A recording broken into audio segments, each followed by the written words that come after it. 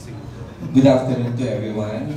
Good afternoon. Thank you for coming over here in the send-off press conference of Reina Hispano-Americana Filipinas, Miss Alyssa Muhlach Alvarez.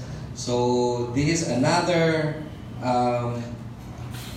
queen who will give us a back-to-back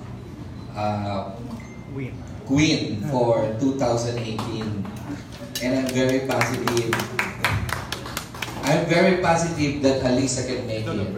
I was very strong feeling that Alyssa will bring home the crown again to the Philippines. And as I've said, the last when Win-Win was when we had also a send off, I told her that I'm expecting something that we can give to the Philippines. So fortunately, Win-Win delivered.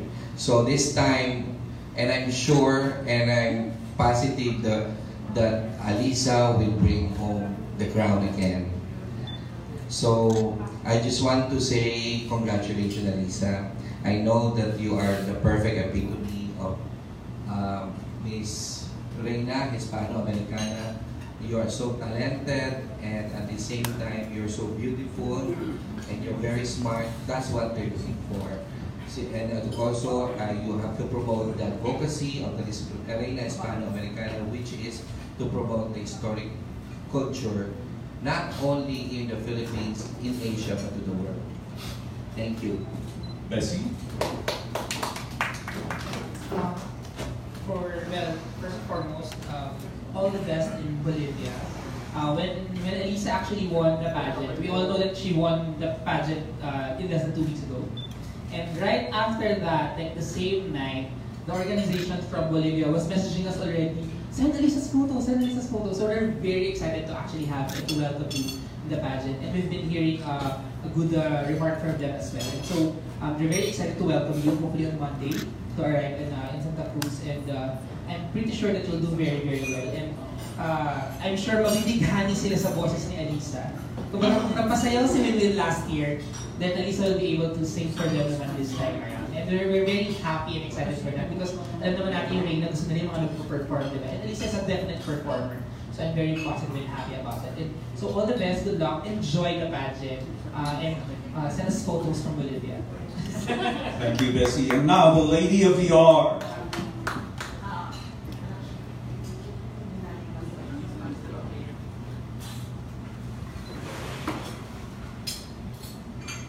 First, I would like to thank my national director, Arno Pedrovia, and the one and only Bessie Busana, who really helped people throughout, not just for Reina Hispano-Americana, but even in Miss World Philippines. I'm so grateful to have been part of this family, and I'm so excited to go to Bolivia. Excited and nervous at the same time.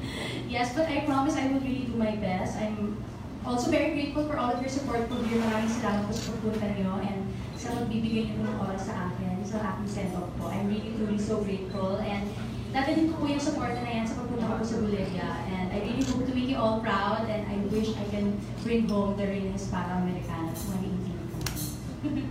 Thank you, Alyssa. Now, before we continue, we would like to show everyone a special video. Can we ask in charge of the video? Nice.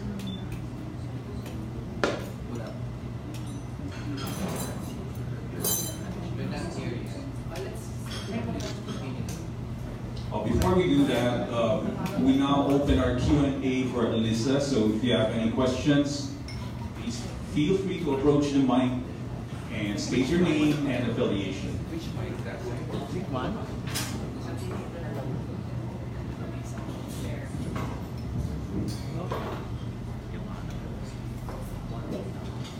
Hello, Lisa. ¿Cómo está? Muy bien. Okay. ¿Y tú? You always bien. Lisa, you know that Win-Win is a reigning Reina Hispano-Americana. Yes. So far, what is the most meaningful advice or tip that she has given to you for the competition? Because she knows the inside happenings in Reina Hispano-Americana. Okay. What has she advised you so far? Actually, I've really been talking to Winwin for multiple times na po, and I asked her, because a lot of people think that since pupunta po ako sa Reina Hispano-Americana, it's super competitive and puro tarayan daw po there. But Winwin told me, she told me that to just be myself and to always be kind to other people. So I think that's one of the things that sets her apart from other people. Kasi yung iba, they're like, kailangan lumedal daw ako. Kung ganun sila, ganun daw ako. Pero she told me to be nice and to be sweet and to always be kind to other people and the candidates there as well. I think she must have also told you that initially during her time, she was alienated at the onset because she doesn't speak Spanish. How are you in terms of that kind of behavior from the others at the start? Parang nilalayuan ka nila, parang they isolate you. How do you react to that? Actually, you know, it's so funny because si Bessie po, he gave my number so that I could be part of a Reina Hispano-Americana group. And talagang they're all speaking in Spanish. So I really need to exert extra effort into understanding what they're talking about. But I think it's really about being able to talk to other girls. Because the other girls there, they welcomed me into the group and they said that they speak in English. It's just nakakataon lang na most of them really speak in Spanish. So that's what they used to speak. But there are girls who also speak in English. And I think that I can talk to them naman po and try to exert an effort. That's why I'm actually also learning how to speak in Spanish, even basic conversation. Kasi syempre, I only have 2 weeks. So talagang I'm trying to do my best. And lastly, you know that Winwin is a dancer and you are a singer. How many Spanish songs have you tried learning so far? Actually, kasi po for my talent, for the talent part, if I'm not mistaken, it's not a competition. It's just to showcase, yeah. It's just a showcase for a TV guest day, if I'm not mistaken. So for that part, I prepared a medley of mga different iniisip ko kung sasabihin ko. You'll see. Just Spanish medley. Not the whole song, but yes, I will be singing Spanish. Surprise na lang para. Yeah, surprise kung ano kakanta. We'll just see it when you perform. Yes. Yeah. Yes. Thank you, dear, Thank you and po. Thank you so much. buena suerte. Muchas gracias. Thank you, Lauren. Jay? Good afternoon, everyone. Buenas tardes a todos. Alyssa, last year, I remember when Winwin won in Reina Hispano-Americana, she aced the Q&A and expounded very well on the Hispanic culture, how she would promote it. So in your own way, how would you promote the Hispanic culture? Actually, I would later, the video that I will be showing, it will explain how I feel about the Hispanic culture. But right now, I think that we need to acknowledge the fact that Hispanic culture is actually truly embedded in the Filipino culture. We would not have religion, Roman Catholicism, if it weren't for the Spaniards. We won't be as close to our families if it also weren't for the Spaniards. There are a lot of attributes and traits from the Spaniards that are embedded into Filipinos. So I think that it's actually just promoting appreciation for it and acknowledging that it's actually something that we got from the Spaniards. And my last question is, when you won as Reina Hispano-Americana Filipinas, what was your initial reaction? Kasi po first time ko po sumali ng beauty pageant, so I was really so grateful. I think it's such an amazing honor to have won a crown at my first try, and that's why I said that I will really do my best to bring home another Reina Hispano-Americana crown. Thank you very much. Buena suerte. Thank you, Jay. Next, we have Nolly. Hi, Alyssa. Since you will be the first to compete among the new set of winners, this work, ikaw din yung unang aalis. So, ikaw yung unang mag-compete, diba? So, ikaw rin yung unang aalis siya.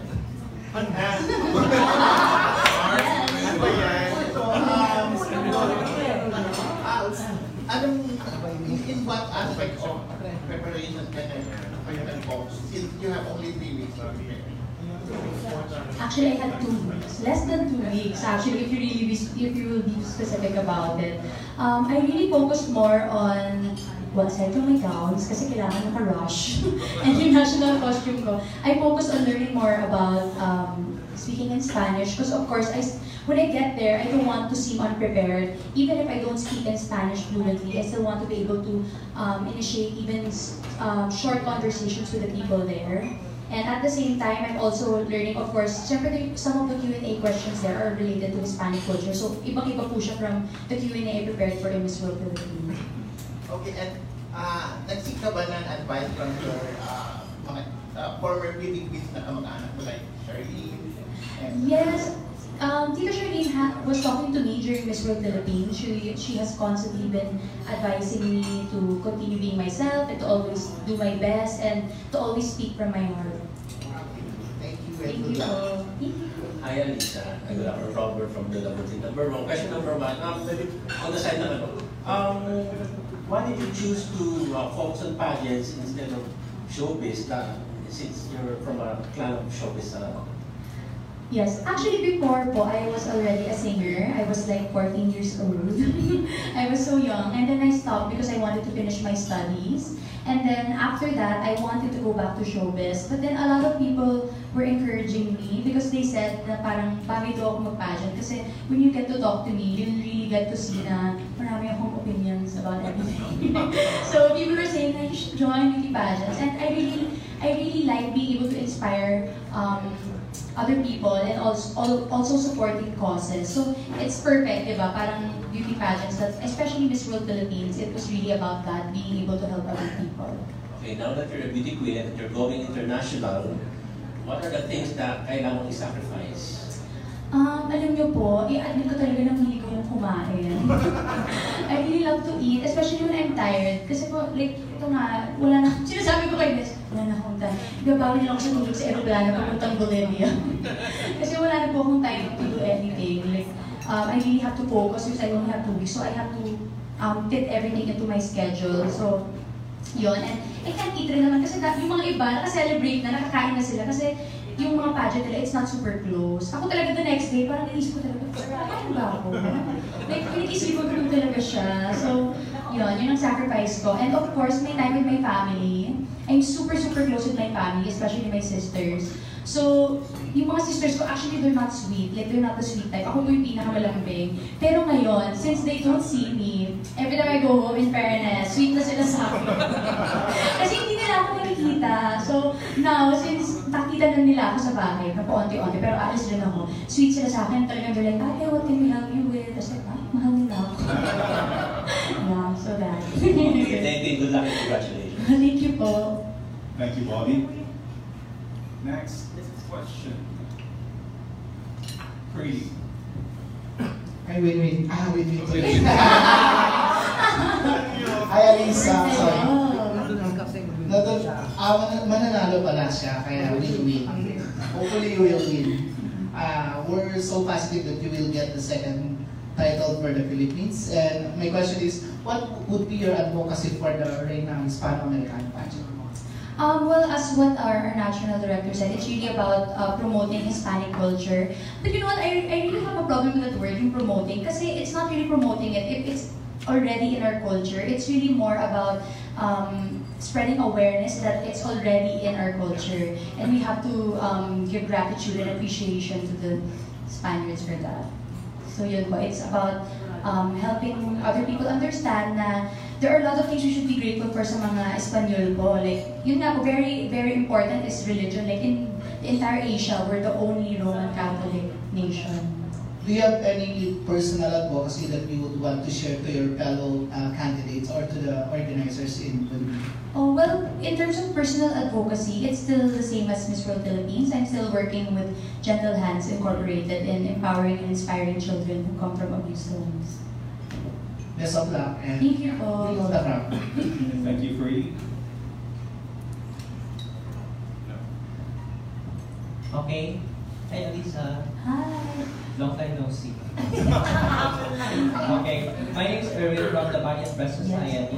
Okay, my question is that during the Miss World, you have the most trending gown. So, ano yung mga pasabog na dala-dala mo sa Bolivia? And huwag mo na sabihin kung ano yun, pero ano magbili ka lang ng hint that people will not expect from you?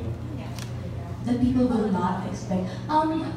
I think that the people should look forward to what I can bring also to the table. Kasi syempre, since we bring, well, starting now, we're bringing Filipino candidates there, you always have to try to find what sets you apart from the other candidates as well. So what I'm focusing on is how I can also highlight that I'm from the Philippines. So that's, yeah. Abangin na lang po yan. Thank you po. Good luck.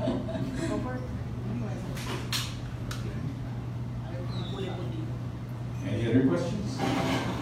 Edge. Ay, nagdalay ko po. Wait lang. Go, Mars. Hawakan mo ka lang. Art. In your own personal On the spot. Hello. Hi. Anyway, I'm Ish from Pageantology 101. Anyway, yung question ko is, aside sa, anyway, nakakapag-Spanish ka naman, di ba? Yeah, a little bit. I learned yung mga simple conversations, like how to introduce myself. So, can you greet us in Spanish? Buenas tardes, everyone. Mi nombre es Alyssa Muhlach Alvarez, tengo 22 años, soy filipina, represento de la República de Filipinas. Muchas gracias. Diba? Anyway, syempre sa Q&A, so, hindi ka gagamit ng interpreter. So, No, I will use an interpreter. Yes! Mali-mali yung sagot ko. So, since I can express myself. So, gagamit sila yung interpreter sa Q&A natin for Rainy Hispano. Anyway, thank you so much. Thank you po. Thank you. And exactly, we have the reigning Hispano natin, the person of Teresita San Marquez. So, in your own personal gut feel, what is the chance of having a background? Of winning? Well, I would like to think I could win it. But I honestly think, when I get there, I'll be able to tell, like, diba, yung matatansya ko ba? Parang matatansya yung, yeah, you can gauge it, like, the moment you get there. It's like, Miss World, like, syempre you enter the screening, hindi mo ikaw talaga manunod. And then when you get there, parang matatansya mo na who are the strong candidates, who are the ones parang to look out for, and who are the top candidates to be. I'll share something on that, Noeli. When we took the franchise for Reina, to be honest, merong konting kaba na parang papadalulin ba talaga nila tayo? Tapos we sent a strong contestant last year with Win, and nanalo siya. First sale, nanalo, hindi na sa Spanish. So kung nagawa ni Win yun, bakit hindi ang back-to-back? Parang may ganun akong thinking na parang, we always think na pag nanalo tayo, hindi man nanalo the following year. But it has happened in a lot of other contests. So kung nagawa na yun ng iba, at nagawa ni Win manalo the first chance in the Philippines, then why not a back-to-back? Actually, I also did my research. Dalawang back-to-back na po yung nangyari sa Reina, Venezuela and Bolivia. So, I hope we'll be the third. Pilipinas! Yes. Doable. Doable siya. Kim Sancha.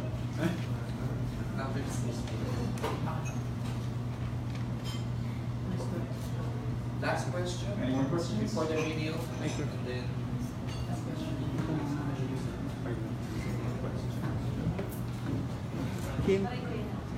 Kim. Hola, Senora. Me llamo Kim. Hola. So, I think there's questions here. So, your gown will be designed by Bench. Yes. And how about the costume? It's going to be done by Maestro John. He's very kilala po sa national costume, among the national costume designers. So that's also something na na-excite po ako. Kasi diba mas delicate po siya eh, national costume. There's more intricate details that come into making that costume. Okay, grazie Senora. Buonasera. Thank you. Hi Alyssa, Francois from Pageant Life Philippines. You've just spoken about your advocacy, your personal advocacy a while back. And how are you going to incorporate that to the advocacy of Reina Hispano Americana? Yes, since I am working with Gentle Hands, so the way they empower these children and help improve the lives of these children is actually through the family-centered approach, which is something that we actually got from the Spaniards. Yung pagiging oriented natin sa family and always focusing on taking care of our family. That's something that I can also promote. And at the same time, Gentle Hands can also help me in that aspect by telling these children that, you know, this is our history, this is how the Philippines, or the Filipinos rather, are how they are today. Thank you, and wishing you all the best. Thank you all. Good luck.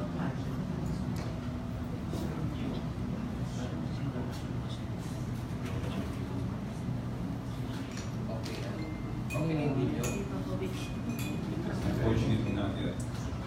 Fortunately, this afternoon we're also lucky to have with us. To send her personal greetings to Alyssa, the reigning Miss World Philippines 2018, Katarina Rodriguez.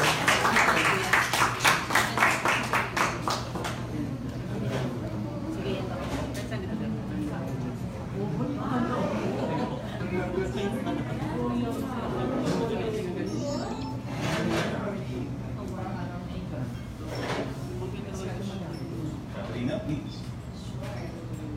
Well, Lisa, are you excited? I have to give a big appreciation towards our queen here for leaving on 2 days. It's so fast. I cannot imagine having only 2 weeks to prepare. But as she has shown the entire country that she's more than capable of representing the Philippines in Reina Hispano-Americana. And I'm sure that you haven't really even had time to like let the fact that you're a queen sink in. But I've seen your performance throughout, and I'll never forget this one instance when we did a closed door interview. Tapos lahat ng mga girls were all sa side, talking lang, making chica, waiting for her turn, and Alyssa was actually practicing the opening introduction dance. And it was like 1 a.m. It was like 1 a.m. And I was looking at her, I was like, wow, this girl is really giving her all. Kasi 1 a.m. na, tapos she's really rehearsing. And I know that the dance portion was a little bit more of a challenge for you. I'm not a dancer, or you're not usually a dancer, right? And grabe, she really made almost every fast track, or was it every fast track? Almost every fast track but one.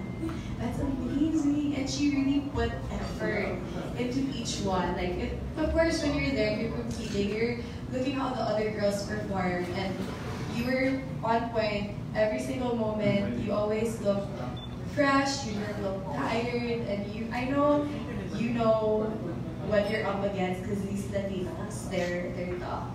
So, but of course, you're gonna show them that the Philippines is tougher. And we're really made of beauty queens. So, I'm excited for you. Keep your spirit strong.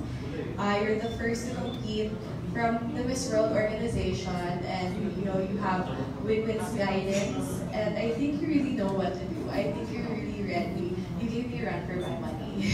So I was like backstage like, oh my gosh, Alyssa, like, grabe this girl for someone who competed for the first time. And you're gorgeous. You're so gorgeous. I've told you this many times. I'm excited to see your evening gown also for the coronation night. I think I'll be in China then. But when's your November 3? Oh, so we can watch that. Yes. So we'll be cheering for you, Lisa. And I'm excited for your performance, and just keep in mind that the entire Philippines has your back. We're all here supporting you. We're all rooting for you, and you know what to do. You know exactly what to do. I don't think you need my advice. She's good. She's really good, and you can see that. Yeah, I'm excited for your entire journey. We'll be following. So God bless you, Lisa. Good luck. Thank you, Katarina. Do we have further questions for our queens? Maybe for Kat.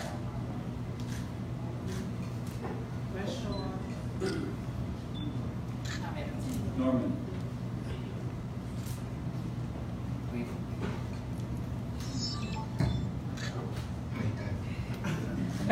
Isa muna. Lisa, have you reviewed your competitors? Yes, in terms of social media pages. I also have reviewed your competitors, and you have to target Mexico, Colombia, Spain, and one more girl. But at the same time, you're the one who will have an X mark on your back the minute you arrive there. Aside from being Miss Filipinas, you are the one they will all pull down because they don't want you to do a back-to-back. Will that motivate you to fight tooth and nail with every Latina in your way? Yes, if I was competitive in Miss World Philippines, mas competitive po ako ngayon. Yes. Yeah, and I expect that from you because this is what Katarina said. The Miss World Philippines finals, we were actually expecting a showdown between the two of you. Actually, it was already done in other pageants in other countries wherein the top two girls, the judges couldn't decide who's going to win. They really isolated the two girls and had a showdown of sorts in terms of answering a one really difficult question. Yes. Kung nangyari yung gano'n during your finals, mas gagalingan mo pa ba talaga? Yes, I will always. Grabe dito, Norman, ha? Oo, syempre. Oo, kasi yung nanay mo, magiging Mrs. Pilipinas din yung nanay mo. Yes, I will really be competitive po talaga. But, I always believe that even if I'm competitive, I always still should treat other candidates with kindness. And, of course, to show to them that, it's a competition, but we don't have to argue and fight, We're all in this together and we're sisters in this competition. Fight with a smile. Yes. And with an iron. And now for our Katarina. Who's afraid of Tito Norman? Who's afraid of Katarina Rodriguez? So, honestly, during that finals night, we were all nervous inside because I even posted a blog that, my God, this is such a down-to-wire finals, as in... While the competition... Right after the top 10 Q&A, because the two of you are really like stepdaughters fighting each other like really? Because you gave them two best answers. My God, where are these two girls coming from? What's coming from Mars? What's coming from Uranus? I want to come from the moon. I want to come from the moon, not from the Great Wall of China. Maybe in this case. Okay, one very quick question for you, Kat. Are you trying to learn Chinese? My best friend is half Chinese. And my first cousins, all the two girls, because they're three, they study in oddly enough, Catholic Chinese school. So they have Chinese classes. And when I was living in Davao, I also studied in a Chinese school for 2 years. So I know a little bit counting and like achi and different terminologies. But I think that my best friend can really help me with this because she can teach me the more conversational stuff. Same as I did prior when I went to Egypt, I tried to learn the terms, the big terms.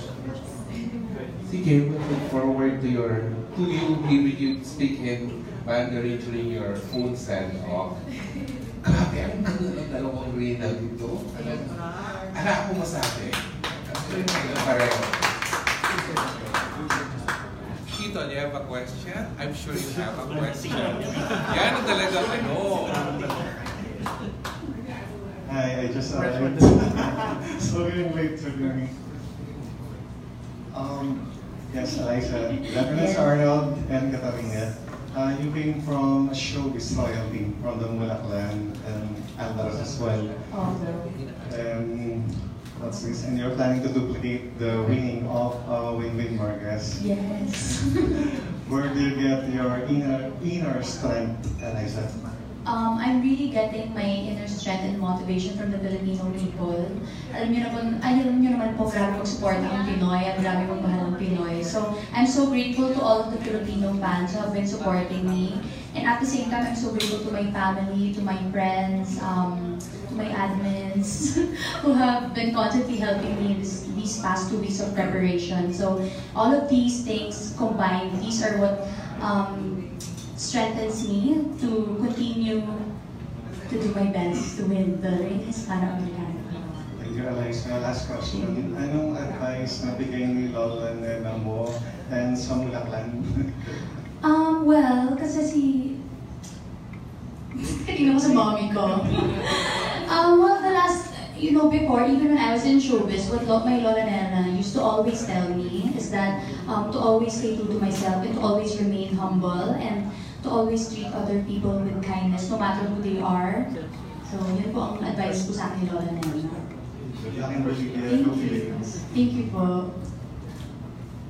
Alright, so we're having a bit of technical difficulties today for the video, but actually this video is very exciting kasi we have not even submitted this to Reina because of the short preparation nga ni Alyssa. So we're actually gonna be sending it probably today or tomorrow pala para ma-upload nila. But we will give you a sneak preview of what her introduction video is. Wala pa itong watermark ng Reina, so they will still give that, they will still show that. So, unfortunately, pasensya na kasi hindi compatible yung projector natin with our laptop. Kasi masyadong high-tech yung pa-laptop natin. So, we'll show it here. And then later, we'll probably pass it around so that people get even closer. Kung mayaman masyado si Ryan. So, si Ryan. So, we'll show it quickly lang. And then later, when you do your one-on-one interview, we can actually come closer and take a look at it closer. Ay, ay, ay, lagi na Hola, mi nombre es Alvarez, tengo 23 años, soy filipina, represento de República de Filipinas.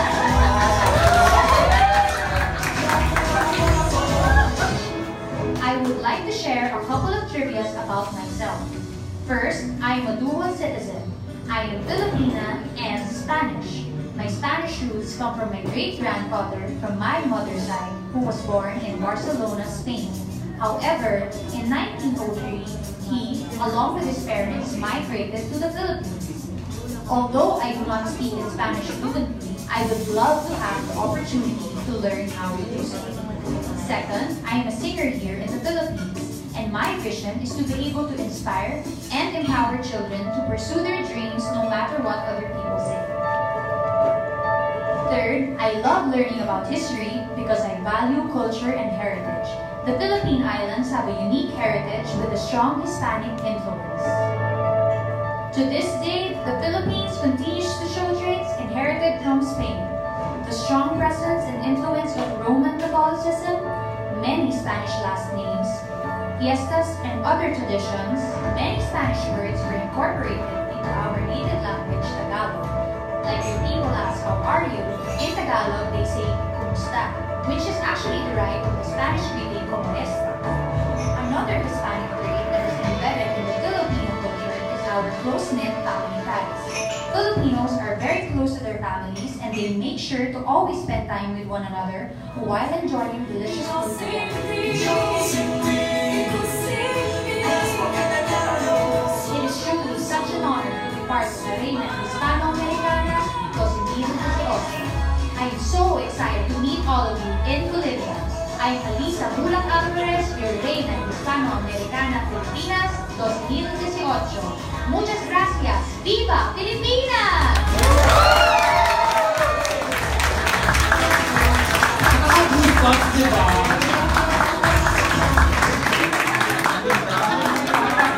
Sino masasabi mo isang araw lang binibyo? Yes, and we'd like to acknowledge the team who actually was behind the video. Julian Taban.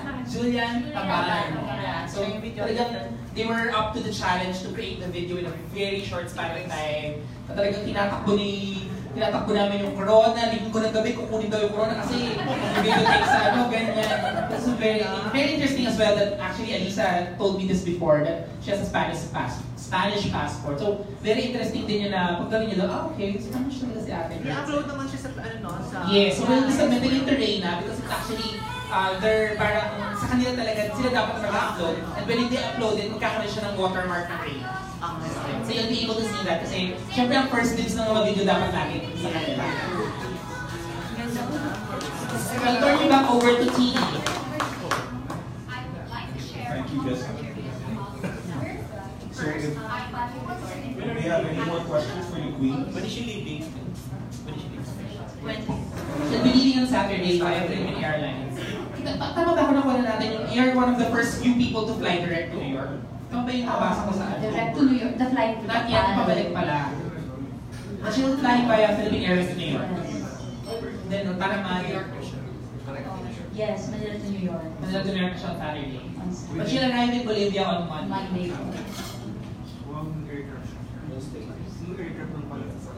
Ito ma-check ko yung ticket.